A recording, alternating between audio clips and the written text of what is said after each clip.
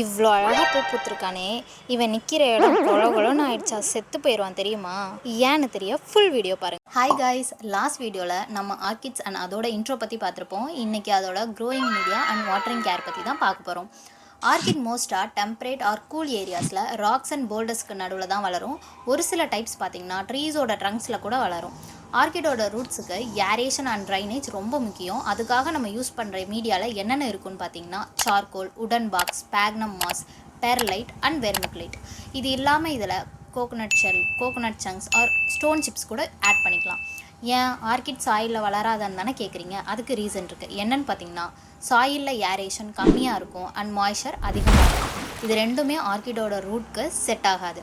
அதனால தான் ஆர்கிட்ஸ் மட்டும் charcoal, coconut husk, barks and மாசஸ்னு டிஃப்ரெண்ட் மீடியாவில் க்ரோ பண்ணுறோம்.